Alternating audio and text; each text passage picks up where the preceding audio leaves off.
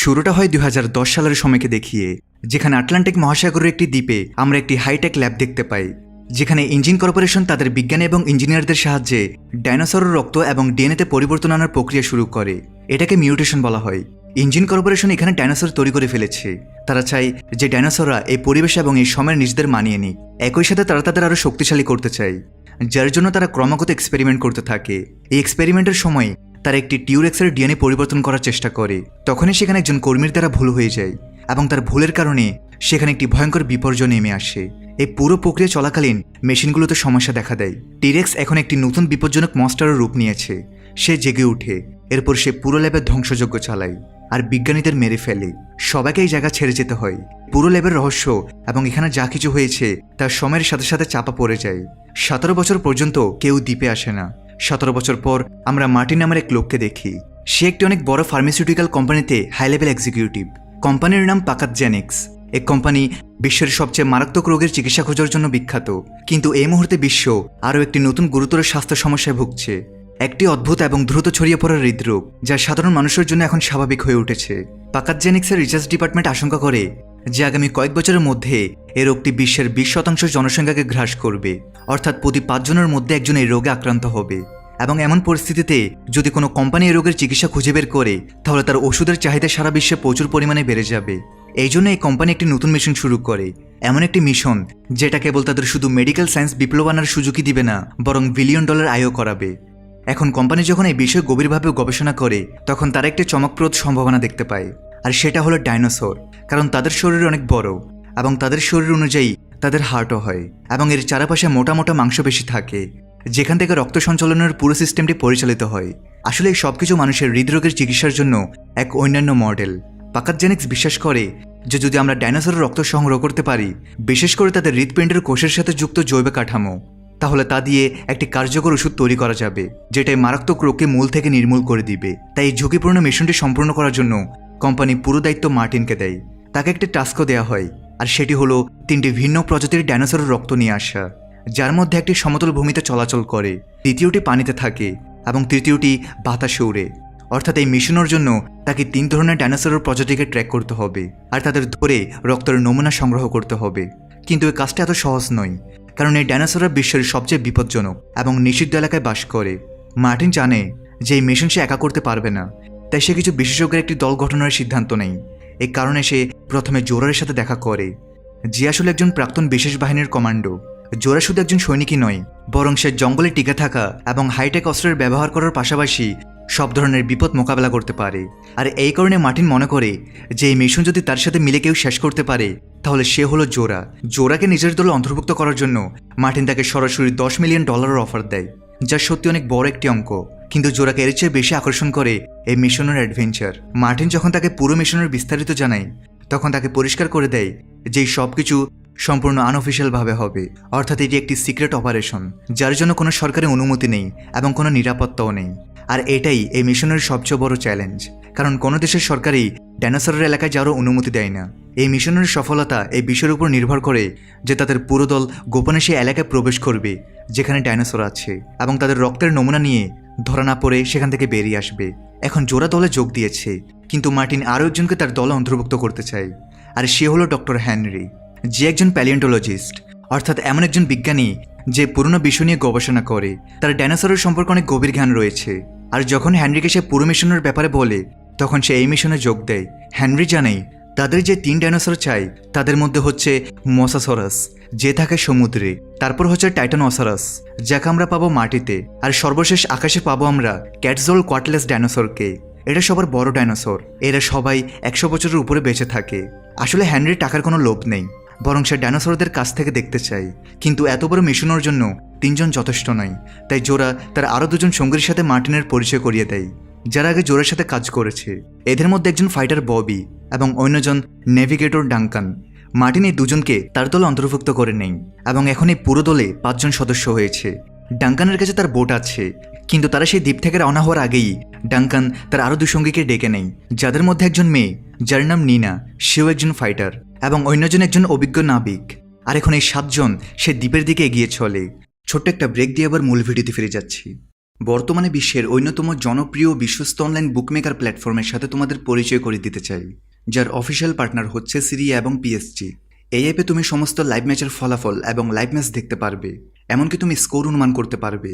এই অ্যাপে রয়েছে ক্র্যাশ গেম থেকে শুরু করে online salt, live match streaming এবং রিয়েল টাইম গেমিং, যেখানে তুমি আইফোন, ল্যাপটপ এমনকি BMW এর মতো পুরস্কার জিততে পারো। কিন্তু সবার সেরা পছন্দ অবশ্যই চিকেন রোড। এই গেমটি খেলে সবাই দারুণ এনজয় করে, তাই যদি তুমি এখন এটি ট্রাই করে না থাকো তাহলে মিস করছো। আর সবচেয়ে ভালো বিষয় হচ্ছে নতুন ইউজাররা আমার প্রোমো কোড ব্যবহার করে সাইন আপ করলে 26,000 টাকা পর্যন্ত বোনাস এবং ফ্রি স্পিন পেতে পারে। আর যেটা টাকা তুমি চাইলে বিকাশ, রকেট, নগদ ব্যাংক এবং অন্যান্য সহজ পদ্ধতির মাধ্যমে খুব সহজেই তুলে নিতে পারো। তাহলে আর দেরি কিসের? রেজিস্ট্রেশনের জন্য পিন কমেন্টে থাকা লিঙ্কে ক্লিক করো অথবা গুগলে গিয়ে অনুসন্ধান করো, আর রেজিস্ট্রেশনের সময় প্রোমো কোড ব্যবহার করে বোনাস পাও। এটি শুধুমাত্র একটি বিজ্ঞাপন। এই ধরনের অ্যাপে আর্থিক ক্ষতির সম্ভাবনা আছে, তাই এই ধরনের অ্যাপ থেকে দূরে থেকো। অন্যদিকে সমুদ্রে আমরা আরেকটি বোট দেখতে পাই, যেখানে রিউভেন, তার 2 মেয়ে এবং তার বড় মেয়ের বয়ফ্রেন্ড ছিল। আসলে তারা ঘুরতে ঘুরতে এক দ্বীপ থেকে অন্য দ্বীপের দিকে যেতে থাকে। তখনই তাদের বোটের সাথে কিছুর ধাক্কা লাগে এবং পানির উপরে একটি অত্যন্ত ভয়ঙ্কর প্রাণী উঠে আসে, যে আর কেউ নয় বরং সে ভয়ঙ্কর মোসাসরাস। সে সামুদ্রিক ডাইনোসর, যার খোঁজে মার্টিন তার দল নিয়ে এখানে এসেছে। মোসাসরাস তাদের বোটটি উল্টে দেয়। তারা দ্রুত সাঁতরে তাদের বোটের উপরে আশ্রয় নেয় এবং রেডিওর মাধ্যমে সাহায্যের জন্য মেসেজ দেয়। যে মেসেজটি মার্টিনের দল ডাঙ্কান পায়। সে লোকেশন দেখে, যা এখান থেকে 45 কিলোমিটার দূরে, সেই দ্বীপের কাছেই যেখানে তারা যাচ্ছে। কিন্তু যখন সে এই কথাটা মার্টিনকে জানায়, তখন মার্টিন বলে যে আগে আমাদের ডাইনোসর রক্তের নমুনা নিতে হবে, কারণ তা দিয়ে আমাদের পুরো বিশ্বকে বাঁচাতে হবে। এরপরে আমরা কারো সাহায্য করতে পারবো। কিন্তু ডাঙ্কান বলে যে তাদের সাহায্যের প্রয়োজন আছে। আমরা যদি সময়মতো সেখানে না পৌঁছাই তাহলে তাদের জীবন চলে যাবে। তাই সে তার বোটটি সেই দিকে নিয়ে চলে, যেখানে সে দেখে যে রিউভেন, তার 2 মেয়ে এবং বড় মেয়ের বয়ফ্রেন্ড তখনও সাহায্যের জন্য অপেক্ষায় আছে। দ্রুত তারা সেখানে পৌঁছে যায় এবং তারা 4 জনই এদের বোটে চলে আসে। তারা জানায় যে সমুদ্রের নিচ থেকে অনেক বড় একটি প্রাণী বেরিয়ে এসেছে, যার ছবি বা ভিডিও আমরা আজ পর্যন্ত দেখিনি। আর সে আমাদের বোটটি উল্টে দিয়েছে। মার্টিন বুঝে যায় যে ওটা মোসাসরাস, সে পানির ডাইনোসর যার খোঁজে তারা এসেছে। আর তখনই তাদের বোটের কাছেও নড়াচড়া শুরু হয়ে যায় এবং হঠাৎ করে অনেকগুলো মোসাসরাস তাদের বোর্ডের খুব কাছে চলে আসে। তাই দলের সব সদস্য এই সুযোগের সদ্ব্যবহার করার জন্য প্রস্তুত হয়ে যায়। ডক্টর হেনরি আগে থেকেই একটি বিশেষ পরিকল্পনা করে রেখেছে। তিনি ডাইনোসরের রক্ত বের করার জন্য কিছু বিশেষ কন্টেনার তৈরি করেছেন, যা দেখতে বন্দুকের কার্তুজের মতো, কিন্তু আসলে এগুলো সুইয়ের মতো, যেটা ডাইনোসরের চামড়ায় ঢুকে রক্ত টেনে নেই। এবং যেই মুহূর্তে কন্টেনার ভরে যাবে, সেগুলো বাতাসে উড়ে যাবে এবং সেখান থেকে একটি প্যারাশুট খুলবে আর তারা সেই কন্টেনারগুলো ধরে ফেলবে। এখন যেই মোসাসরাস বোটের কাছে আসে, জোরা দ্রুত বন্দুকের কন্টেনারটি ফায়ার করে আর কন্টেনারটি ডাইনোসরের শরীরে ঢুকে যায় আর রক্ত সংগ্রহ করে প্যারাশুটের সাহায্যে বাতাসে ভাসতে ভাসতে নিচে আসে। দলের সদস্য সেটিকে ধরে ফেলে এবং এভাবে তারা প্রথম ধাপ পার করে। তারা একটি ডাইনোসরের রক্তের নমুনা পেয়ে গেছে, তাই তারা সবাই এখন খুব খুশি। কিন্তু শীঘ্রই তাদের সামনে একটি নতুন বিপদ আসে। এবার পানির নিচ থেকে অন্য এক ধরনের ডাইনোসর, যেটার নাম স্পাইনোসরাস, সেটা বোটের উপর হামলা করে। এরপর তাদের সাথে থাকা ববি তার উপর গুলি চালানো শুরু করে, যা তার অনেক বড় ভুল ছিল। আর এখন স্পাইনোসরাস তার দিকে আসে এবং সবার সামনে তাকে শেষ করে দেয়। আর তখনই তেরেসা পানিতে পড়ে যায়। তাকে বাঁচানোর জন্য জেভিয়ার ঝাঁপ দেয়, আর এটা দেখে সাথে রিউভেন তার মেয়ে ইসাবেলাকে নিয়ে পানিতে ঝাঁপ দেয়। তারা সবাই সাঁতরে কাছের দ্বীপে পৌঁছে যায়। অন্যদিকে ডাঙ্কান তার বোট সামলাতে থাকে। সে কোনোভাবে বোটটিকে তীরে নিয়ে আসে, কিন্তু বোটটি তীরে আসার সঙ্গে সঙ্গেই পাথরের সাথে ধাক্কা খায়। এই কারণে বোটে অনেক ক্ষতি হয়, কিন্তু তারা সবাই সুরক্ষিত থাকে। তারা তীরে পৌঁছে গেছে, কিন্তু তখনই আবার স্পাইনোসরাস তাদের উপর হামলা করে এবং তাদের সাথে থাকা নিনাকেও মেরে ফেলে। এবার তারা তাদের দলের 2 জনকে হারিয়েছে, আর এখন তাদের ফিরে যাওয়ার রাস্তাও বন্ধ হয়ে গেছে, কারণ তাদের কাছে যে বোটটি ছিল সেটাও ভেঙে গেছে। জোরা সবাইকে জানায় যে আমি আগে থেকেই একটি ব্যাকআপ প্ল্যান তৈরি করে রেখেছি। আমি আমার আরেকটি দলকে আগে থেকে বলে দিয়েছি যে পরদিন সকালে তারা হেলিকপ্টার নিয়ে দ্বীপের দিকে আসবে এবং যদি তারা কাউকে উঁচুতে দেখতে পায় তবে তাদের উদ্ধার করে নেবে। এর মানে হলো তাদের বাকি 2টি ডাইনোসরের রক্তের নমুনা নেওয়ার পর উঁচু জায়গাতে চলে যেতে হবে, যাতে তাদের সবাইকে উদ্ধার করা যায়। ডাঙ্কান বলে যে আমি জানি হেলিকপ্টারের লোকেরা নিচে আসবে না, কারণ তারা জানে যে এই দ্বীপে অনেক বিপদ। তারা খুব অল্প সময়ের জন্য দ্বীপের আশেপাশে থাকবে, তাই আমাদের যত তাড়াতাড়ি সম্ভব কাজ শেষ করে উঁচু জায়গায় যেতে হবে, যাতে সবাইকে বাঁচানো যায়। কিন্তু তাদের সামনে আরও একটি সমস্যা ছিল, সেটা হলো রিউভেন আর তার 2 মেয়ে, যারা জেভিয়ারের সাথে এই দ্বীপে আটকা পড়েছে, কিন্তু অন্য একটি লোকেশনে। তারা সবাই তাকে বাঁচাতেও চায়, কিন্তু প্রথমে তাদের রক্তের নমুনা নিতে হবে, যার জন্য তারা জঙ্গলের ভেতরে যায়। সেখানে তারা অদ্ভুত অদ্ভুত জীবজন্তু দেখতে পায়, সাথে অনেক বিভিন্ন ধরনের ডাইনোসরও। কিন্তু তাদের খোঁজ সেই বিশেষ টাইটানসরাসের, যার রক্তের নমুনা তাদের প্রয়োজন। এবং শীঘ্রই তাদের চোখের সামনে টাইটানসরাসের পুরো পাল চলে আসে। এটা দেখে তারা খুব খুশি হয় এবং আগের মতোই তারা চুপচাপ ডাইনোসরের কাছে যায়। অবশেষে তারা রক্তের নমুনা নিতে সফল হয়। কিন্তু এখন তাদের সামনে সবচেয়ে বড় চ্যালেঞ্জ হলো আকাশে উড়ন্ত ডাইনোসর, যার নাম কোয়েটজালকোয়াটলাস। তার রক্তের নমুনা প্রয়োজন, কিন্তু সে অত্যন্ত বিপজ্জনক। সে তার আশেপাশে কাউকে সহ্য করে না। তাই ডক্টর হেনরি বলে যে আমাদের তাদের ডিম পর্যন্ত পৌঁছানো উচিত। ডিম থেকে আমরা রক্তের নমুনা নিয়ে নিব, যাতে আমাদের মধ্যে কারো জীবনের ঝুঁকি না থাকে। সবার তার এই পরামর্শটি খুব ভালো লাগে। এরপর তারা উঁচু পাথরের উপর যায়, যেখানে সে উড়ন্ত ডাইনোসরের বাসা রয়েছে। সেখানে তারা ডিম পেয়ে যায়। ডক্টর হেনরি খুব সাবধানে তার ডিমটি তোলে এবং কন্টেনারের সাহায্যে তার রক্ত বের করে আনে। তাদের কাছে এখন 3টি ডাইনোসরের রক্তই আছে। এখন শুধু তাদের এখান থেকে বের হতে হবে।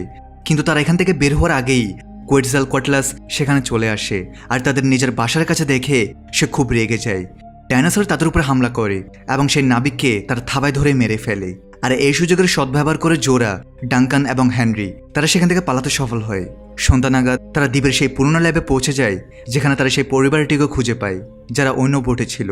সবার মনে হয় যে এই জায়গাটি হয়তো কিছুটা নিরাপদ হবে, কিন্তু তারা ভেতরে যেতেই বুঝতে পারে যে এলাকাটি আগে যতটা বিপজ্জনক ছিল এখন ততটাই বিপজ্জনক।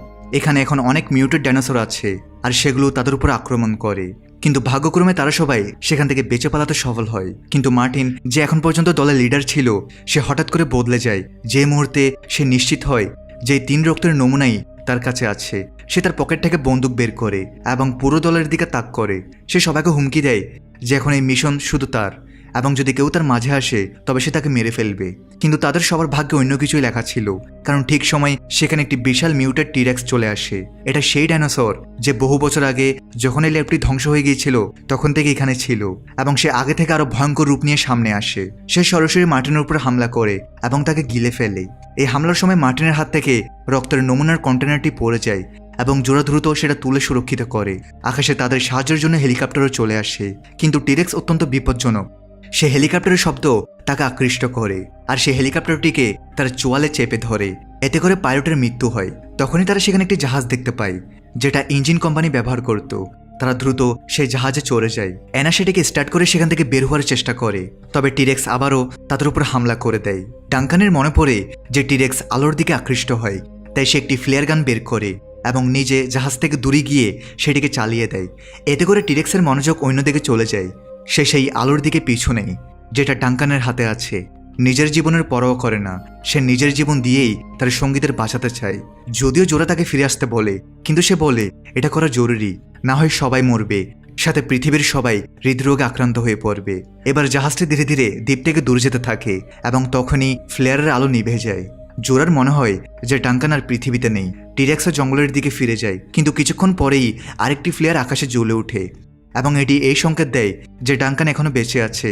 জোরা খুব খুশি হয় এবং এখন জাহাজ ঘুরিয়ে সে সেদিকেই নিয়ে যায়, যেখানে সে ডাঙ্কানকে অক্ষত অবস্থায় পায়। এভাবে ডাঙ্কানের জীবন বেঁচে যায়। এখন তাদের কাছে সে 3টি ডাইনোসর রক্তের নমুনা আছে। তারা সে ভয়ঙ্কর দ্বীপ থেকে বেরিয়ে এসেছে। পথে ডক্টর হেনরি জোরাকে জানান যে মার্টিন এই রক্তের নমুনাগুলো একটি কোম্পানিতে দিতে যাচ্ছিল, যাতে তারা বিশ্বের সবচেয়ে দামি ওষুধ তৈরি করতে পারে। কিন্তু এমনটা করা ঠিক হবে না, কারণ এতে চিকিৎসা শুধু ধনীদের জন্যই সীমাবদ্ধ থাকবে। তাই হেনরি এবং জোরা মিলে এই সিদ্ধান্ত নেয় যে তারা এই রক্তের নমুনাগুলো বিভিন্ন কোম্পানিকে দিবে, যাতে সব কোম্পানির কাছেই সেই ভয়ঙ্কর রোগের চিকিৎসার ওষুধ থাকে। আর যখন অনেক কোম্পানির কাছে ওষুধ থাকবে, তখন বাজারে এর দামও অনেক কমবে, আর প্রত্যেক মানুষ হৃদরোগ থেকে মুক্তি পাবে। আর এর সাথে এই মুভিও এখানেই শেষ হয়।